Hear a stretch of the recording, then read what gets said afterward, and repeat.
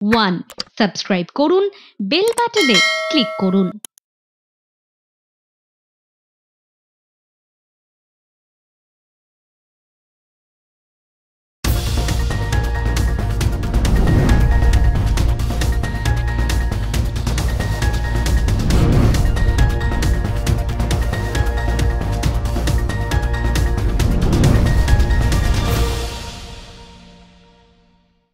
চব্বিশ পড়ে গিয়েছে আর 24-এর আমরা একটা মাস পেরিয়ে এলাম।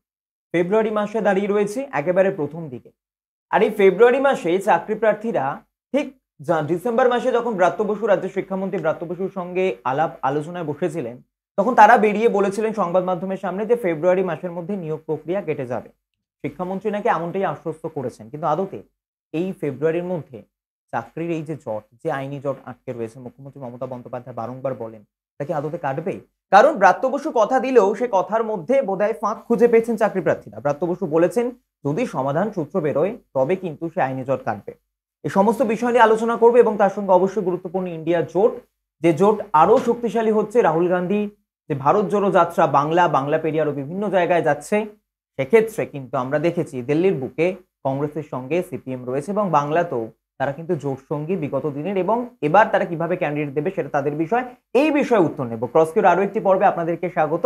শনিবারের রাত 9টা মানেই ক্রস কিউ, আর আমাদের এই রাজনৈতিক আলোচনায় আজকে সিপিএম এর তরফে উপস্থিত রয়েছেন আইনজীবী তথা সিপিএম সমর্থক অতনু চট্টোপাধ্যায়। অতনুদাকে স্বাগত। এবং আমার সঙ্গে রয়েছে বরাবরের মতো রাজনৈতিক বিশ্লেষক তথা অধ্যাপক ডক্টর বিশ্বজিৎ দাস এবং আমার সিনিয়র প্রডিউসার অতনু চক্রবর্তী। দাদা, আগামী দিনে ইন্ডি জোট তৃণমূল কি বাদ যাচ্ছে? দেখুন, আপনাদেরই তো সঙ্গী। না, আইএনডিআই এর প্ল্যাটফর্মের ক্ষেত্রে পরিষ্কার করেই বলা হয়েছে যে আপনারা দেখেছেন যে সারা ভারতবর্ষে যারা এই বিজেপি বিরোধী বলে নিজেদেরকে বলছেন, যেমন আমাদের যেমন নির্দিষ্ট ঐতিহ্য আছে বিজেপি বিরোধী লড়াইয়ে, আমাদের একটা দীর্ঘ ইতিহাস রয়েছে, এমনকি আরএসএস এর ঘৃণার রাজনীতির বিরুদ্ধে আমাদের শহীদের তালিকা রয়েছে। কাজেই ইন্ডিয়ার প্ল্যাটফর্মের মতো কোনো প্ল্যাটফর্ম হচ্ছে আমরা তো যাবই, কিন্তু এমনও কিছু জল দ্বারা, যেমন তৃণমূল আপনি যেমন বললেন, তারা হচ্ছে বিগত দিনে আপনি দেখবেন 90-এর দশকে এই মমতা বন্দ্যোপাধ্যায় বলেছিলেন বিজেপিকে ফ্রন্টে এনে লড়বো, উনি বিজেপির দপ্তরবিহীন মন্ত্রিত্ব ছিলেন।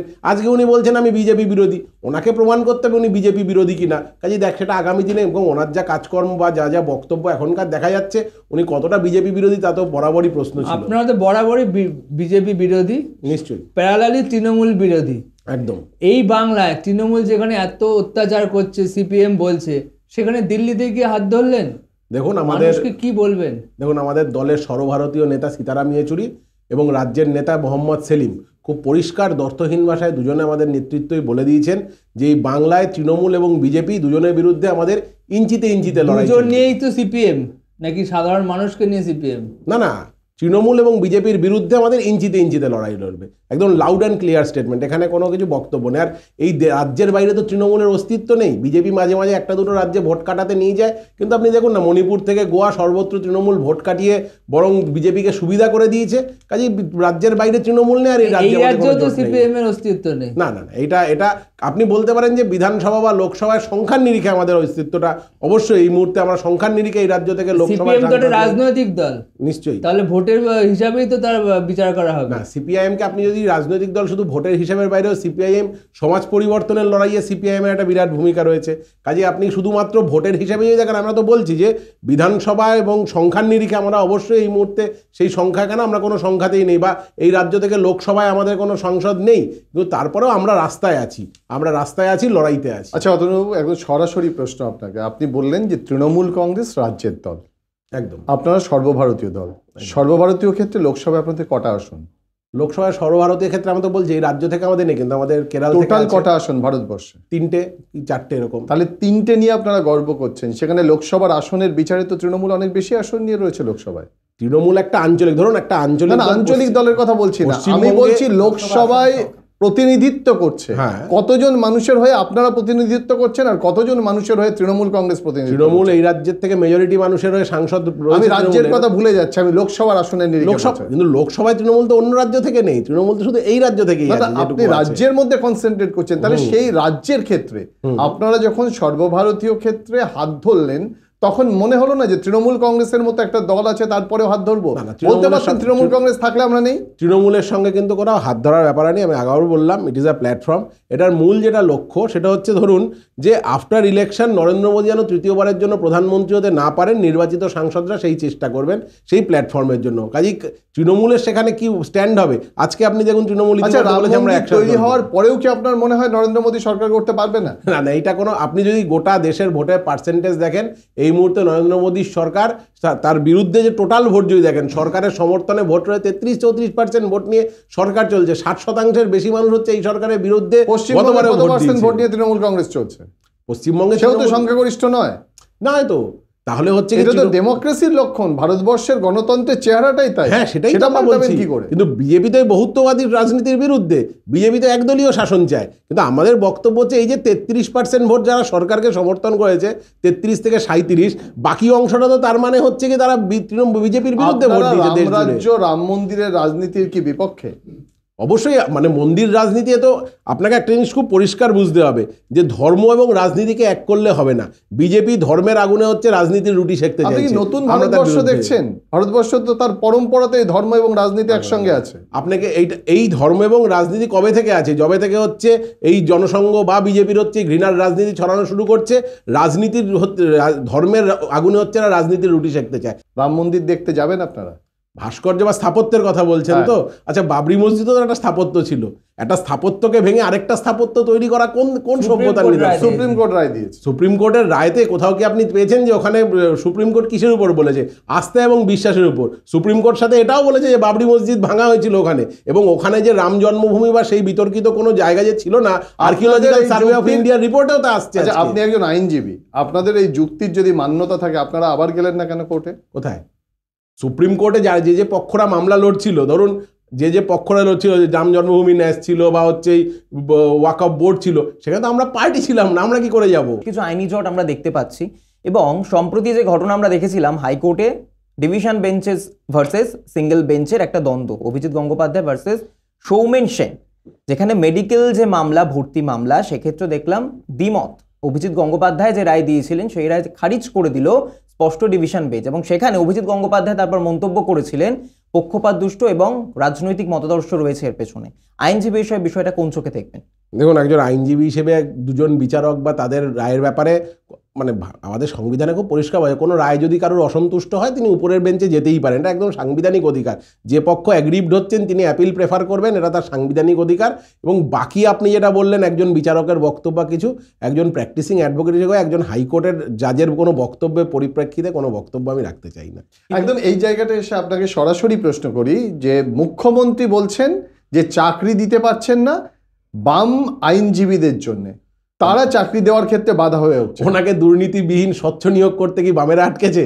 সিপিআইএম এ সুজন চক্রবর্তী, মোহাম্মদ সেলিম, বিকাশ রঞ্জন ভট্টাচার্য কি ওনাকে বলেছিল যে আপনি স্বচ্ছ নিয়োগ করবেন না, দুর্নীতিযুক্ত নিয়োগ করুন? উনি দুর্নীতি করেছেন, আমরা আদালতে গেছি, আদালত দুর্নীতির কি বলছেন? চাকরিজীবীরা বিকাশ রঞ্জন ভট্টাচার্যের বিরুদ্ধে গলা তুলছে। না না, এগুলো দু একটা তো পরিকল্পিত, যারা ওই একজন ওই জেলখাটা মুখপাত্র আছে তৃণমূলের, তার কাছে দু একজন গিয়ে অনুপ্রাণিত হয়ে কিছু বলতে পারেন। কিন্তু এটালার চাকরি প্রার্থীরা আজও বিশ্বাস করেন তাদের দাবির জন্য লড়াইয়ের মূল স্তম্ভের নাম বিকাশ রঞ্জন ভট্টাচার্য। সরকার পক্ষ তো সরাসরি বলছে যে আপনাদের জন্য চাকরি দিতে পারছে না। সরকার পক্ষ তো সরাসরি কোর্টে অযোগ্যদের হয়ে সওয়ালও করছে। সরকার যোগ্য প্রার্থীদের বিরুদ্ধে অযোগ্য প্রার্থীরা যেন চাকরি পায় তার জন্য সওয়াল করছে, বলছে দরকার হলে হচ্ছে ওরা সুপারিনটেন্ডেন্ট পদ্ধতিতে হচ্ছে আলাদা করে পদ তৈরি করবে যাতে অযোগ্যরা চাকরি পায়। আর এই সরকার দুর্নীতিতে যারা হচ্ছে মদত দিয়েছে, যারা সাদা খাতা দিয়ে চাকরি পেয়েছে, SMS এ নিয়োগ হয়েছে, তাদের নিয়োগটা যেন থাকে, তাদের চাকরিটা যেন থাকে, তার জন্য এই সরকারের লোকসভায় এই দুর্নীতির ডিভিডেন্ডকে আপনারা তুলতে পারবেন রাজনৈতিকভাবে? দেখুন, লোকসভায় অবশ্যই ভাবে প্রচারে, ভোটের প্রচারে তো নিশ্চয়ই মানুষ নিজের দৈনন্দিন অভিজ্ঞতায় দুর্নীতি, আপনি শুধু মানে আজকে যদি নিয়োগ দুর্নীতি বাদও দেন, গোটা রাজ্য জুড়ে আজকে যদি আপনি দেখেন একটা সেক্টর নেই। এক্ষুনি মেডিকেলে ভর্তির জন্য বললেন, রেশন আছে, শিক্ষা দুর্নীতি আছে, 100 দিনের কাজ, মনরেগা, মানে এমন একটা সেক্টর দেখান যেখানে এই তৃণমূল সরকারের আমলে দুর্নীতি হয়। এই দুর্নীতি থাকা সত্ত্বেও তো 21-এ অনেক ভোটে জিতে তৃণমূল সরকার গঠন করলো। দেখুন, 21-এ একটা বাইনারি তৈরি হয়ে করতে পেরেছিল তৃণমূল এবং বিজেপি যৌথভাবে, যেখানে কি আমাদেরকে মানে আমরা সেই জায়গাটা হচ্ছে মানুষ সেই জায়গাটা বিশ্বাস করতে পারেননি, মানুষকে সেই জায়গাটা ওরা করেছিল যে হয় আমরা নইলে ওরা। না 24-এ কি সেই বাইনারি ভেঙে গেল? অবশ্যই আপনি দেখুন না, আপনি 21-এর নির্বাচনের পর বা আপনি 19-এর নির্বাচনের পর সর্বত্র দেখবেন যে বিজেপির যে হাওয়া ছিল তা ক্রমশ কমছে। বিগত পঞ্চায়েত ভোটও যদি আপনি দেখেন আমাদের বাম, কংগ্রেস এবং আইএসএফ এর ভোট পার্সেন্টেজ মানে এই লুটের ভোট, মানে সে ব্যালট খেয়ে নেওয়া, ব্যালট বাক্স নিয়ে দৌড় দেওয়া, পুকুরে ব্যালট পাওয়ার পরেও আপনি যদি ভোটের পার্সেন্টেজ দেখেন কোথায় উঠেছে। বিজেপির ভোট কমলে সেই ভোট বামেদের হবে না, আপনার বক্তব্যটা হচ্ছে দেখুন ভোট ব্যাংক, ভোট মানুষ যারা ভোটার দেন তারা তো একটা অংশ নির্দিষ্ট সালের পরিপ্রেক্ষিতে যদি একটু বিচার করেন, না একটা অংশ তো নির্দিষ্ট, পশ্চিমবঙ্গ থেকে বাইরে থেকে কেউ এসে তো ভোট দেবে না। পশ্চিমবঙ্গে যে ভোটার সংখ্যা পশ্চিমবঙ্গের মধ্যে বাড়তে পারে বা যারা মারা গেছেন ডিলিটেশনে কমতে পারে, তাহলে এই সংখ্যার ভোটটা যারা হচ্ছে মনে করেছিল যে তৃণমূলের বিকল্প হতে পারে বিজেপি, তারা আজকে বুঝতে পারছেন। আজকে আপনি আমাদের ব্রিগেড দেখবেন, ছাত্র যুবদের ডাকে ব্রিগেড, মাঠ উপচে হচ্ছে মানুষের প্রসঙ্গে পরে আসছে। এই সরকারের লক্ষ্মী ভান্ডার আছে, স্বাস্থ্যসাথী আছে, কন্যাশ্রী আছে, কেন মানুষ সিপিএম কে ভোট দেবে? আপনি একটা জিনিস বুঝুন, এই যে ধরুন এই যে কন্যাশ্রী, যেটাকে যে কন্যাশ্রী নাম দিয়ে চালানো হচ্ছে, বাম সরকারের আমলে এই প্রকল্প ছিল, মানে বাম সরকারের আমলের প্রকল্প ছিল। হ্যাঁ, বুদ্ধ ভট্টাচার্য নিজের ছবি দিয়ে প্রচার করেননি, এটা ঠিক। এটা যদি আপনি ভুল বলেন তো এটা হচ্ছে বুদ্ধবাবু করেননি, মানুষের কাছে পৌঁছাতে পারেনি, মানুষ মুখে মুখে বলছে, গ্রামের মানুষ বলছে। ওই যে বললাম অ্যাডভার্টাইজিং, ইট ইজ অ্যাডভার্টাইজমেন্ট, যেটা বুদ্ধ ভট্টাচার্য করেনি। কিন্তু বুদ্ধ ভট্টাচার্যের সময় যে 1200 টাকা পাওয়া যেত, এখন কত টাকা পাওয়া যাচ্ছে? মানুষকে তো জানাতে হবে সরকার কি করছে, এটা তো দোষের না। মুশকিলটা কি হচ্ছে, সরকার যদি কিছু করে না, সরকার না জানা তাহলে তো বামপন্থী সরকার ভুল করেছে, মানুষ কাজের সুফল পাচ্ছে। আর আজকে একটা বিজ্ঞাপনই কয় নেই, এই যে মুখ দিয়ে নিজের মুখ দিয়ে চারিদিকে ছবি, সুযোগ পাচ্ছে না, সুবিধা পাচ্ছে না। আজকে আপনি দেখুন, আপনি স্বাস্থ্যসাথীতে দেখুন তো, কটা হাসপাতালে স্বাস্থ্যসাথী কার্ড নিয়ে আপনি গেলে পরে হচ্ছে সিট খুঁজে পাবেন। একটা হাসপাতালে যান, স্বাস্থ্যসাথী কার্ড শুনলেই বলবে আমাদের এখানে সিট নেই। তাহলে মানুষ কোথায় সুবিধা পাচ্ছে? আচ্ছা অতনুদা, এটা তো নিশ্চিত যে একজনও যদি সুবিধা পায় তাহলে সে সুবিধাটা পাচ্ছে, এটা তো অস্বীকার করছে। কেউ যদি সুবিধা পেয়ে থাকেন, ধরুন আমি তো বলছি এই যে কন্যাশ্রী প্রকল্প, এটা বামফ্রন্টের সময় আরো বেশি টাকা পেত, তৃণমূল এসে অ্যাডভার্টাইজমেন্টের টাকাটা অর্ধেক খরচ করে বাকিটা, এটা বামফ্রন্টের ব্যর্থতা। বামফ্রন্ট বোঝাতে পারলো না যে তৃণমূল জামানায় এসে টাকা কমে গেছে। বামফ্রন্ট হচ্ছে কি অ্যাডভার্টাইজমেন্টের দিকে না গিয়ে মানুষকে কতটা বেশি জনকল্যাণকরীভাবে মানুষের কাছে টাকাটা পৌঁছে দেওয়া যায়, বা কন্যাশ্রীর যে প্রকল্পের নামে চলছে ওমেন এম্পাওয়ারমেন্টটা কি করে হয়, বামফ্রন্ট সেটার দিকে নজর দিচ্ছে। বামফ্রন্ট তো বিজ্ঞাপন করেছে, উন্নততর বামফ্রন্ট, ভূমি রাজস্ব প্রথা সবকিছু নিয়ে বিজ্ঞাপন করেছে। ভূমি রাজস্ব থেকে শুরু করে এগুলো তো বামফ্রন্টের মানে মাইলস্টোন। আপনি যদি দেখেন এখানে এসে তেভাগা আন্দোলন মানুষ 2011-তে ছুড়ে ফেলে দিল। না দেখুন, আপনাকে একটা জিনিস বুঝতে হবে। আবার আপনি যদি বলেন এই মানুষই হচ্ছে গিয়ে 77-এ বামফ্রন্টকে একদম মাথায় তুলে এনেছে, সরকার এনেছিল। এই বামফ্রন্টকে আনেনি, আপনি ভুল করছেন। 77-এর বামফ্রন্ট আর 2011-এর বামফ্রন্ট আপনি মনে করেন এক? আলাদা কি করে হবে? সে সময় নেতৃত্বে ছিলেন জ্যোতি বসু, পরবর্তীকালে বুদ্ধ ভট্টাচার্য হয়েছেন বা সরকারের প্রধান হয়েছেন। আলাদা মানে আপনি যদি একই হয় তাহলে মানুষ কেন ত্যাগ করলো? একই হয় না। দেখুন এই যে মানুষকে এই বিজ্ঞাপনই একদম মোহজালে যে একটা বিশাল কিছু হয়ে যাবে, বিশাল পরিবর্তন ভাবছেন বিজ্ঞাপনের খেল। না আপনি দেখুন সেই সময় দাঁড়িয়ে একদম নির্দিষ্টভাবে বামফ্রন্ট সরকারকে ক্ষমতাচ্যুত করার জন্য যে সমস্ত ষড়যন্ত্র হয়েছিল, মানে অতি বাম, হালকা বাম, মেজো বাম, সেজো বাম, সবাইকে নিয়ে হচ্ছে একটা রামধনু জোট করে বিজেপি, তৃণমূল, এই সংঘ সবাই মিলে হচ্ছে, এবং তার সাথে মিডিয়ার একটা অংশ। বামফ্রন্টের সংগঠন ছিল না? না অবশ্যই সংগঠনে থাকার সত্ত্বেও কি করে এতগুলো বাম হয়ে গেল? আপনি একটা জিনিস বুঝবেন, এই রকম হচ্ছে যারা হচ্ছে মেকি বাম, যারা হচ্ছে এই ধরনের বাম, তারা এবং হচ্ছে মেকি বাম বেশি ছিল। মেকি বাম, বিজেপি, তৃণমূল, সংঘ সবাই মিলিতভাবে এবং মিডিয়ার একটা অংশের ব্যাপক প্রচার, যাতে তারা মানুষকে দিনের পর দিন আপনাদের হয়ে প্রচার করেছে, তখন তো বলেননি। আমি বলছি সেই সময় মিডিয়ার একাংশের একদম নির্দিষ্টভাবে হচ্ছে ঘৃণ্য প্রচার। বিজেপিকে সরানোর জন্য ইন্ডি জোট করলেন, সেরকমই বামফ্রন্টকে সরানোর জন্য অন্যরা জোট করেছে। এটা তো জোট করে কেউ লড়েনি। মজাটা কোথায়? আমরা বামফ্রন্ট 10খানা বামপন্থী দল মিলে হচ্ছে বামফ্রন্ট চালিয়েছি, আমাদের ঘোষিত এটা। কিন্তু এখানে একটা অলিখিত জোট, যাদের কাজই হচ্ছে যেন তেন প্রকারণে বাম সরকারকে হচ্ছে এই রাজ্য থেকে উৎখাত করতে হবে। কারণ এই রাজ্যের এই মাটি হচ্ছে আন্দোলনের মাটি, এখান থেকে করতে গেলে মেকি আন্দোলন, মেকি প্রচার সমস্ত কিছু করে এখান থেকে সরকারটাকে উৎখাত করতে হবে, এবং তার ফল আজকে আপনারা দেখছেন। বামকে কি তাহলে ইয়াং ব্রিগেডের উপরে পুরোপুরি ভরসা করতে হচ্ছে? দেখুন রাজনীতিতে তো খুব স্বাভাবিক যে ইয়াং যারা আছেন তারা রাজনীতিতে আসবেন, কারণ রাজনীতিতে কোনো কিছু তো চিরস্থায়ী নয়। ভালো। আচ্ছা আপনি সিপিএম সমর্থক, আপনি কি বিশ্বাস করেন না যে যারা নতুন মুখ এলো অনেক দেরি করে এলো? না এইটা দেখুন, দেরি বা শুরু, নতুন মুখ, পুরনো মুখ, আমি আপনাকে আমাদের দলের একজন মানে যাকে হচ্ছে বাইরের লোকরা তথাকথিত পুরনো লোক বলতে পারেন, বিমান বোস, আমাদের চেয়ারম্যান, আমাদের পার্টির অভিভাবক। আপনি আজকে দেখবেন মাইলের পর মাইল বিমানবন্দর যেভাবে মানুষের দাবি নিয়ে হাঁটতে পারেন, অন্যান্য দলের অনেক যুব নেতারা হচ্ছে এসি বাসে করে করে সেই রাস্তা কভার করে। এই যে খুব যদি ভুল না করি বিমান বসুকেই দেখলাম হয়তো এই প্রথমবার ব্রিগেডের মঞ্চে না উঠে নিচে বসে থাকতে।